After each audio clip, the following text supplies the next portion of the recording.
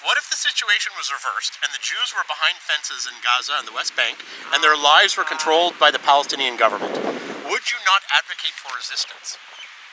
I probably would. Okay, and what would resistance look like? Put yourself in the... you'd be them in this situation. What would you do?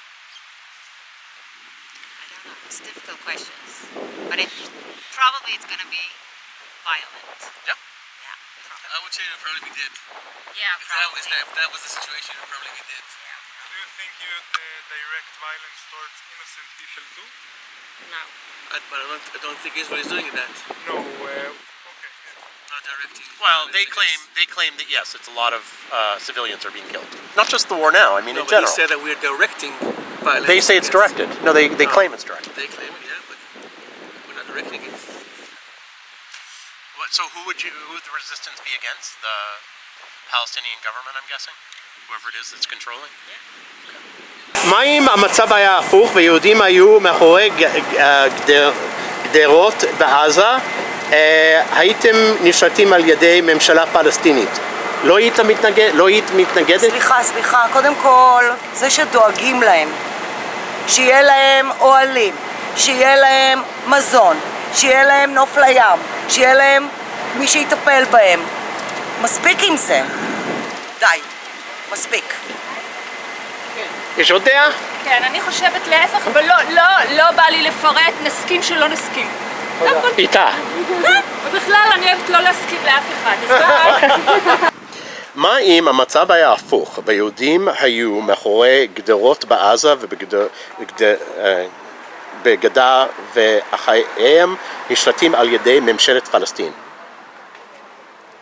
לא היית מתנגד, כאילו? אנגלית אתה רוצה?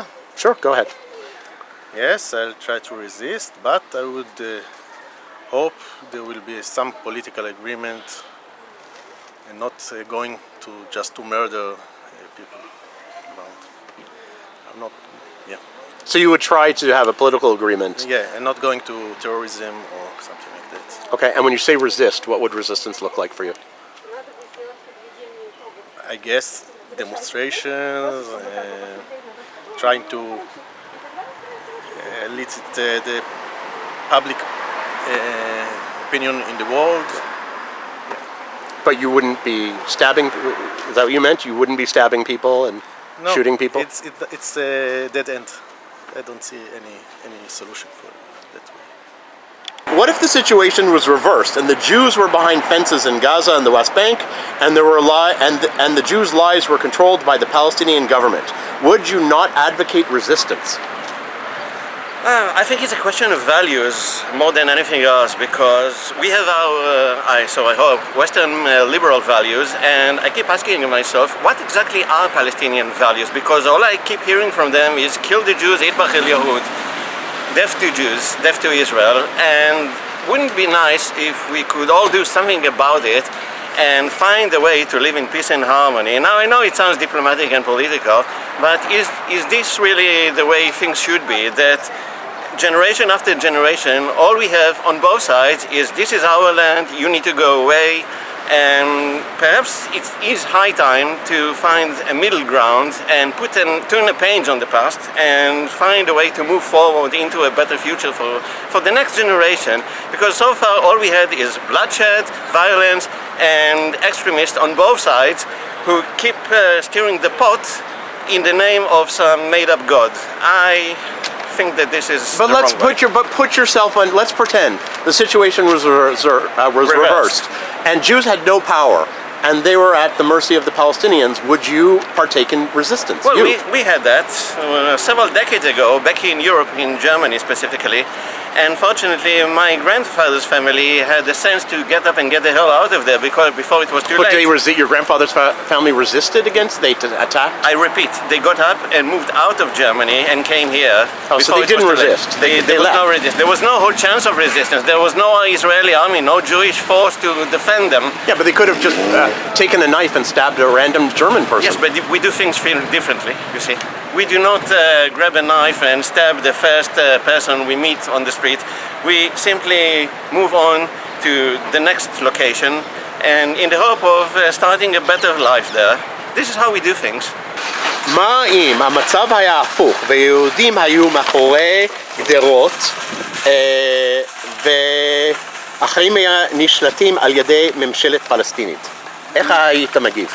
היינו בבעיה גדולה, הם היו מחסלים אותנו מהר. איך היית מגיב? נגיד שזה היה הפוך. אם הייתי מגיב, הייתי מתגייל בכוחות מנסה ההתנגדות. לעשות מרד. הייתי מנסה להיות בכוחות ההתנגדות. כן? כן. ברור. אז אוקיי.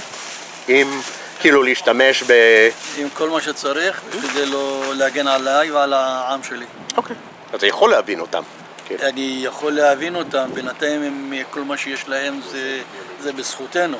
כי אם היו במדינה אחרת, לא היו מקבלים את מה שיש להם.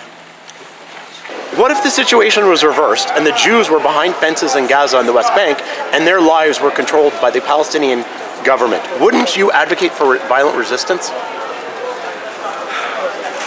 I think it's so important to take a deep breath before you answer questions You like can this. take all the breaths you want. So being that it's on camera and it's already rolling, I think that's Okay. an important thing that we all need to do is take a breath, pause, and then try to answer.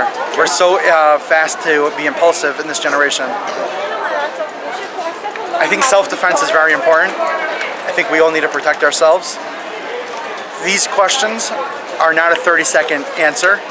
They're not something that I'm going to be able to give an answer and a solution at this moment. Can you picture yourself though? What if everything was reversed? The Jews lost in 1948. So I think that the healthy response would be is to really take a question like this and go home with it and contemplate it. Okay. Well, I'm not going to be here tomorrow, so. So to answer anyone that's going to give a 30-second answer, I think there's a problem with that. There's no 30-second answer when it comes to a situation like this. Death on either side is already a problem. Injury, self-harm, anyone getting hurt is a problem.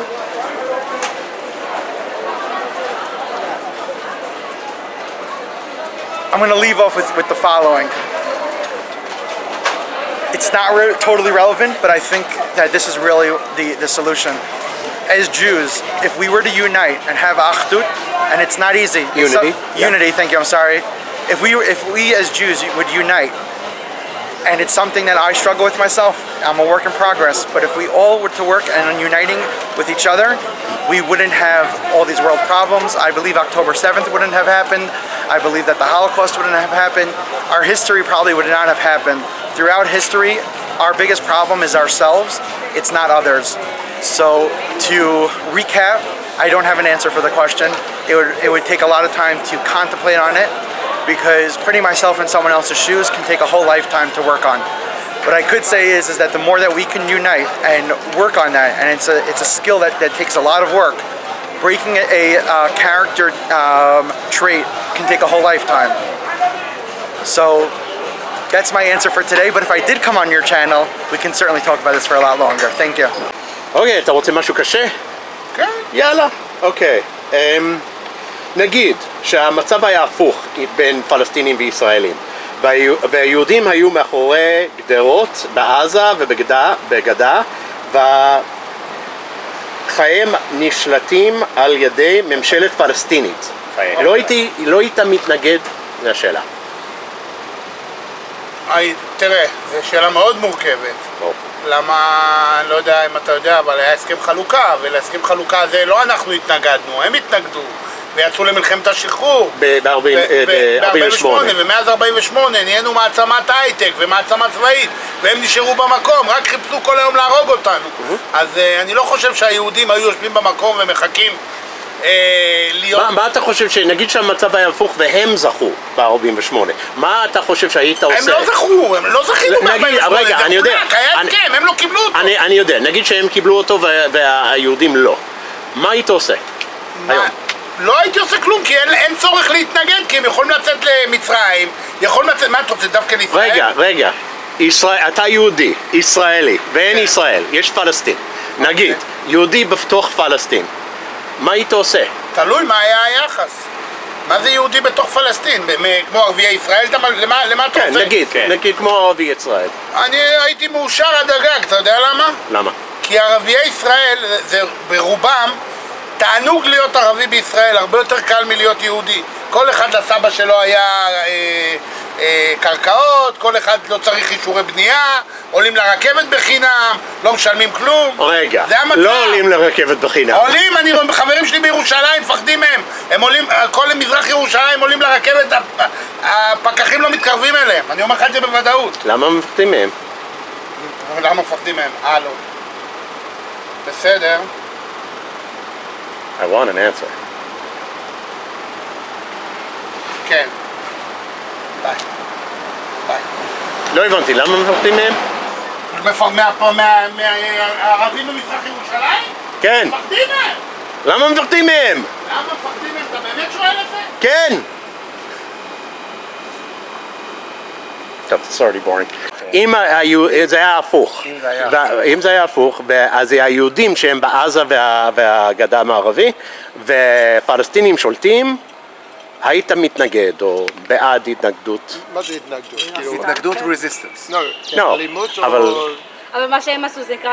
הפגנה או אלימות? כן. להם, כן. התנגדות? כן? כן. זה שאלה קשה מאוד. זה שאלה קשה מאוד, מכיוון שכל עם רוצה הגדרה עצמית. הגדרה עצמית.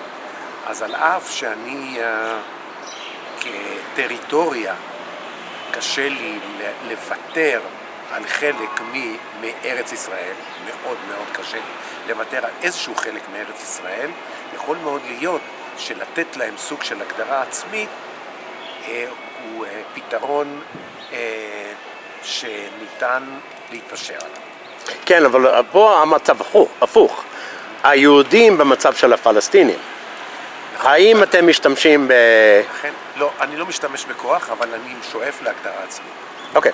וההתנגדות זה כולל אלימות. שאלה. אני לא רוצה להגיב. למה?